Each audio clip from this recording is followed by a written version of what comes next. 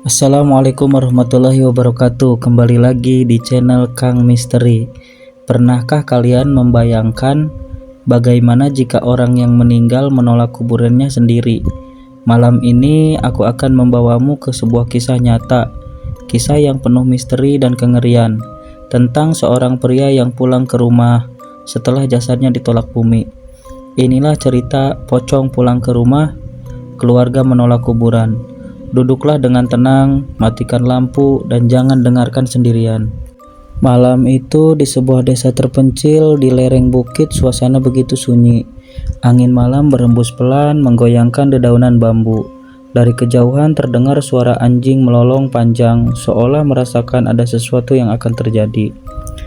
Di sebuah rumah sederhana, lampu teplok menyala redup. Seorang pria bernama Kardi, usia 40-an, sedang berbaring lemah di depan bambu.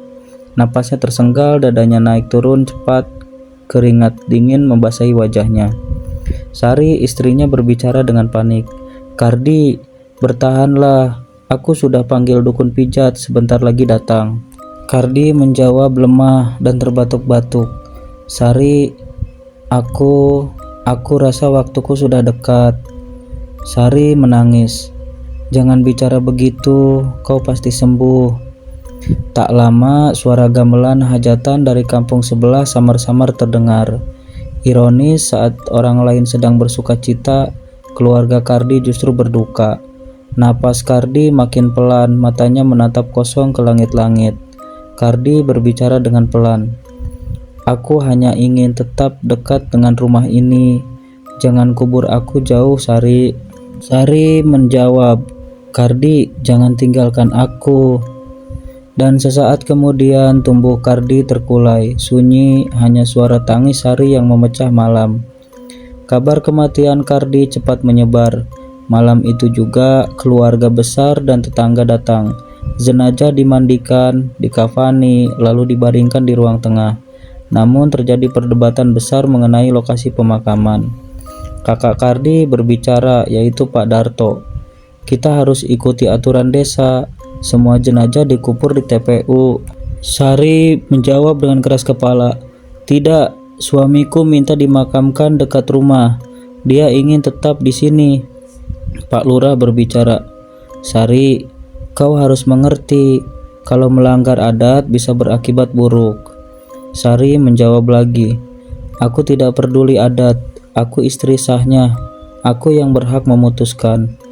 Perdebatan itu berlangsung lama, hingga suara azan subuh hampir terdengar. Akhirnya, karena desakan Sari yang histeris, keluarga menuruti. Saat matahari baru terbit, jenazah Kardi dimakamkan di halaman samping rumah. Prosesi pemakaman berlangsung cepat, penuh kebingungan. Udara terasa berat, langit mendung menutup cahaya pagi. Ketika tanah terakhir ditaburkan, angin kencang berhembus tiba-tiba. Saat bambu beradu keras seperti jeratan samar. Salah satu penggali kubur mendengar sesuatu, suara lirih dari dalam tanah. "Ini bukan tempatku." Ia pucat, menatap sekeliling, namun orang-orang lain tidak mendengar.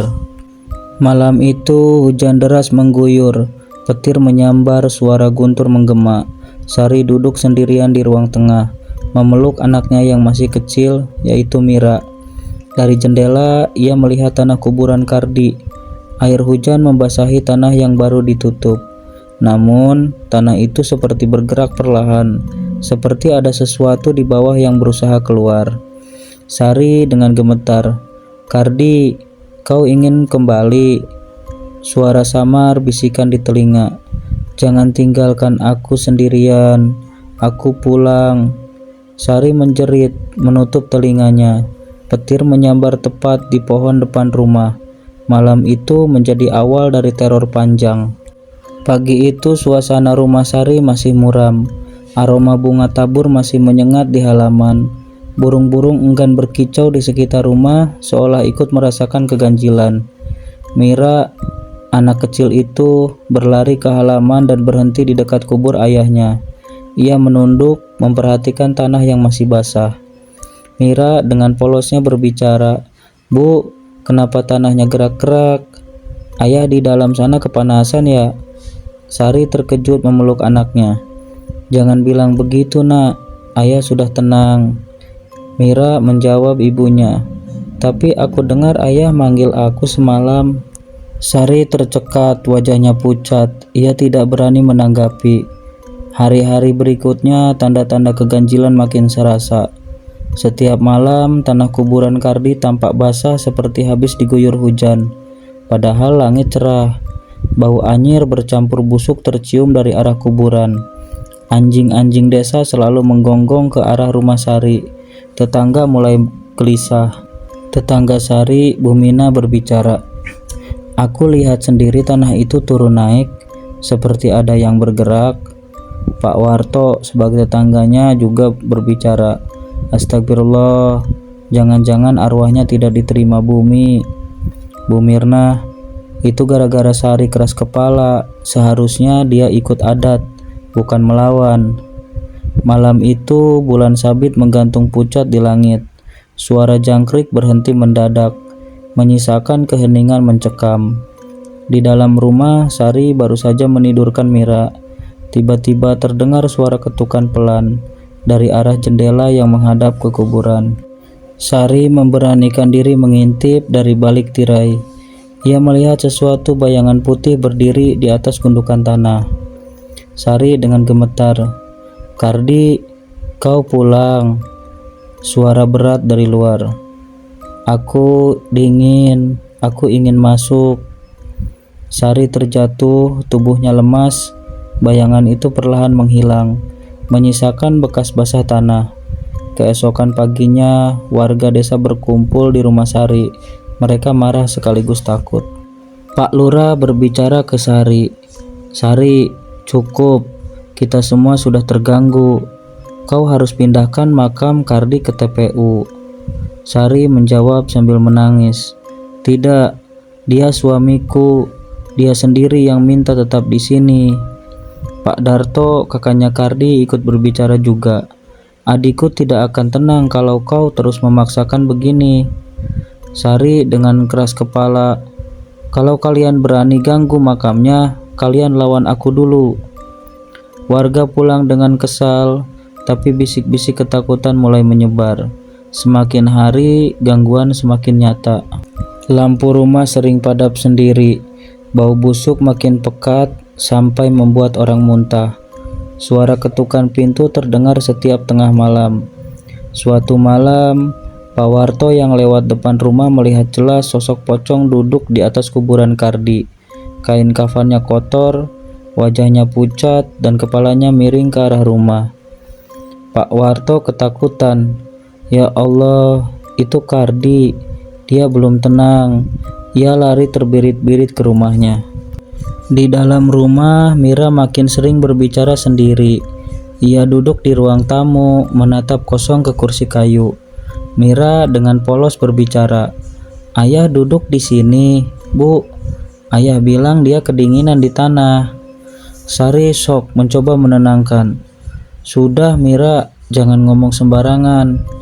Mira menjawab ibunya, "Bener kok Bu, ayah bilang dia mau tidur di kamar kita malam ini." Sari membeku, tubuhnya bergetar. Ia mulai sadar, roh Kardi memang belum pergi dan kini perlahan mulai pulang ke rumah. Malam-malam berikutnya, suara-suara makin jelas.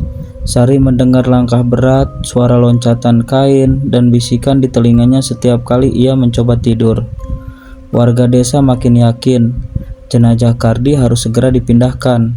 Tapi Sari tetap menolak dengan cinta yang sudah berubah menjadi obsesi.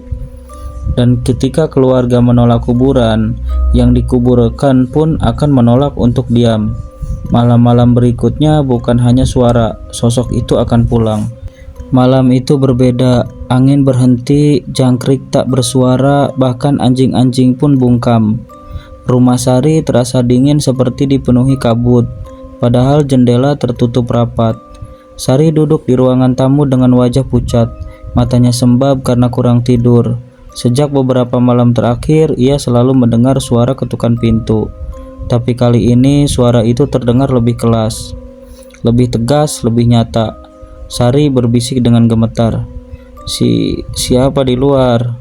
Suara berat dari luar menjawab, "Aku pulang." Dengan tubuh gemetar, Sari perlahan membuka pintu. Angin dingin menyusup masuk, membawa aroma tanah basah bercampur bau busuk menyengat. Dan di sana berdiri sosok putih dengan kain kafan lusuh. Wajah pucat kehijauan, mata kosong menatap lurus ke arahnya. Pocong itu Kardi. Sari berbicara sambil menangis. "Kardi, benar kau kembali padaku." Pocong Kardi bersuara serak dengan berat. Rumahku di sini, bukan di tanah itu." Pocong itu melompat sekali masuk ke dalam rumah. Suara lantai kayu berderit berat, seolah menanggung beban bukan hanya tubuh, tapi juga beban kutukan. Sejak malam itu, Pocong Kardi tak lagi sekedar muncul di luar rumah. Ia kini sering berada di dalam. Duduk kaku di kursi ruang tamu, berdiri diam di pojok dapur, melompat pelan menuju kamar anaknya. Mira, anak kecil itu, justru senang. Ia merasa ayahnya kembali menemaninya. Mira dengan riang berbicara, "Ayah pulang, ayah nggak tidur di tanah lagi ya?" Pocong Kardi menjawab dengan suara kosong, "Ayah dingin, ayah butuh hangat rumah." Sari histeris campur bahagia dan takut. "Ya Tuhan, Kardi, apa yang sudah terjadi padamu?" Sementara itu, warga desa resah. Banyak yang melihat Pocong Kardi meloncat di jalan desa, di pematang sawah, bahkan penampakan diri di tepi sungai. Ternak-ternak mendadak mati, ayam-ayam tak berkokok. Tanaman di sekitar rumah Sari mengiring seolah tersedot energinya. Pak Warto berbicara, "Kalau ini dibiarkan, desa kita bisa kena bencana." Bu Mina berbicara, "Aku dengar malam tadi pocong itu ketawa di belakang rumahku. Suaranya bikin darahku beku." Pak Lurah menjawab, "Tidak ada pilihan lain. Jenazah itu harus dipindahkan ke TPU, atau roh itu akan menolak lebih keras lagi." Pukul 2 dini hari, hujan deras turun. Petir menyambar bertubi-tubi. Sari terbangun karena mendengar suara berat dari ruang tamu. Ia keluar kamar, melihat Pocong Kardi duduk di kursi. Kepalanya menunduk, kain kafannya meneteskan air. Lantai basah berlumuran lumpur. Sari ketakutan berbicara, "Kardi, kenapa kau begini? Apa yang kau inginkan?" Pocong Kardi perlahan menoleh menjawab, "Aku tidak mau sendiri di tanah. Aku mau tetap di rumah. Aku tidak mau dikubur jauh." Tiba-tiba semua lampu padam, gelap total, hanya suara loncatan kain makin dekat ke arah Sari. Sari menjerit sekeras-kerasnya. Di kamar, Mira berteriak. Sari segera berlari masuk, dan ia melihat pemandangan yang membuatnya hampir gila. Mira duduk di ranjang sambil memeluk Pocong Kardi. Mira berbicara kepada ibunya, "Bu, ayah temani aku tidur. Ayah nggak mau balik lagi ke kuburan." Sari menjawab sambil menangis, "Lepaskan anakku, Kardi, jangan ganggu dia." Pocong Kardi bersuara menggema, "Dia darah dagingku, dia ikut aku." Lampu menyala kembali dan sosok pocong lenyap, meninggalkan bekas lumpur basah di ranjang anak itu.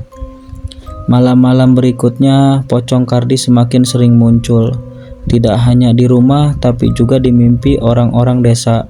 Sosoknya hadir di mana-mana, seolah menegaskan bahwa ia tidak mau direbut dari tempat tinggalnya. Warga desa semakin yakin ini bukan lagi sekadar arwah gelisah. Ini adalah penolakan keras dari roh yang terikat oleh cinta sekaligus dendam. Pagi itu, balai desa penuh dengan warga. Semua wajah cemas, beberapa pucat karena ketakutan. Mereka sudah terlalu sering melihat penampakan Kardi di jalan, di sawah, bahkan di halaman rumah mereka. Pak Lurah berbicara, "Kita tidak bisa tinggal diam. Ini sudah kelewatan." Arwah Kardi menolak tenang. Pak Warto menjawab, "Semalam aku dengar suara loncatan di atap rumahku. Itu bukan suara tikus, itu pocong itu." Bu Mina ikut berbicara juga, "Anakku demam 3 hari. Dia bilang selalu didatangi sosok kain putih. Pak Darto, kakak Kardi ikut berbicara juga. Kita harus pindahkan jasad adikku ke TPU. Kalau tidak, desa ini bisa binasa. Akhirnya diputuskan. Malam itu juga jasad Kardi akan digali kembali dan dipindahkan secara paksa. Malam mulai turun hujan gerimis menyelimuti desa. Seorang dukun kampung, Mbah Joyo, dipanggil untuk memimpin ritual. Ia membawa dupa, kendi berisi air doa, serta kitab wirid. Mbah Joyo berbicara. Rohnya gelisah karena ia tidak diterima tanah. Ia ditahan oleh obsesi keluarganya. Ini akan sulit tapi harus dilakukan. Pak Lurah berbicara juga. Apapun caranya, selamatkan desa ini, Mbah. Mbah Joyo menjawab, kalian semua jangan gentar. Jika takut, ia semakin kuat.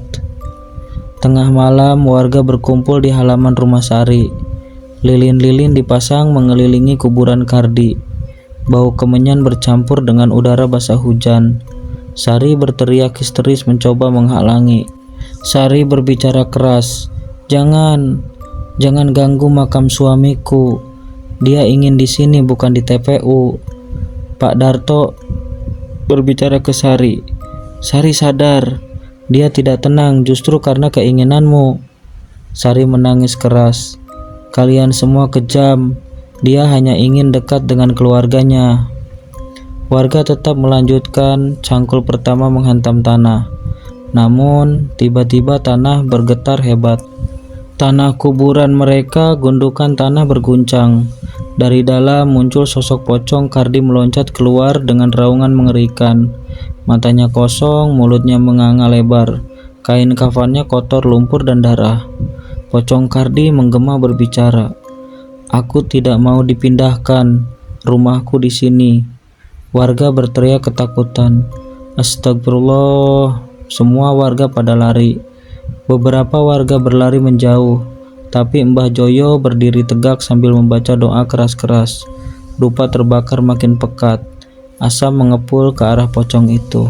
Suara wirid dan doa saling bertubrukan dengan raungan pocong.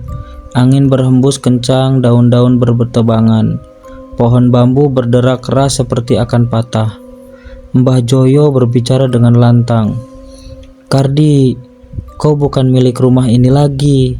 Kau milik tanah. Kembalilah ke tempatmu. Pocong Kardi meraung. Aku tidak mau. Rumahku, keluargaku di sini. Sari menangis memohon. Kardi, lepaskanlah. Aku ikhlas, jangan sakiti kami lagi. Mendengar kata-kata Sari, raungan pocong tiba-tiba melemah. Tubuhnya bergetar seolah bingung antara cinta dan takdir. Dengan sisa tenaga, warga akhirnya berhasil membuka liang. Tubuh Kardi yang sudah membusuk diangkat. Kafannya basah bercampur tanah. Pocong itu meraung terakhir kalinya. Suaranya menggema ke seluruh desa. Pocong Kardi memanggil nama Sari. Sari menangis histeris. Maafkan aku Kardi. Aku rela kau pergi. Aku ikhlas. Sesaat kemudian, sosok pocong itu lenyap, hanya meninggalkan jasad diam yang akhirnya dibawa ke TPU. Subuh menjelang, jasad Kardi dimakamkan ulang di pemakaman desa. Saat doa selesai dibacakan, udara terasa lebih ringan. Anjing-anjing tak lagi menggonggong. Pohon-pohon berhenti berderak. Namun, Sari terduduk lemas. Wajahnya kosong, matanya sembab. Ia kehilangan suaminya untuk kedua kalinya. Kali ini untuk selamanya. Pak Darto berbicara ke Sari. Sari, ikhlaskanlah. Hanya dengan itu arwah Kardi bisa tenang. Sari menjawab pelan dan gemetar. Aku akan menunggu. Kalau tak di dunia ini, mungkin di dunia lain. Malam-malam berikutnya, rumah Sari tetap sunyi. Tidak ada lagi kutukan pintu. Tidak ada lagi sosok pocong di jendela. Namun Sari masih sering duduk di teras menatap ke arah kuburan lama yang kini sudah diratakan. Kadang ia tersenyum sendiri, seolah mendengar suara yang hanya bisa ia pahami. Kadang cinta membuat manusia menolak kenyataan, tapi tanah tidak pernah bisa ditolak. Yang mati harus kembali ke bumi. Menolak kuburan berarti menolak takdir, dan takdir tidak pernah bisa dikalahkan.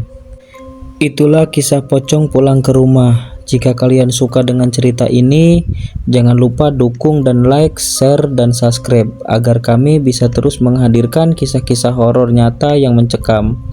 Sampai jumpa di cerita horor berikutnya, dan ingatlah jangan pernah menolak kuburan jika tidak ingin arwah itu pulang mencari rumahnya.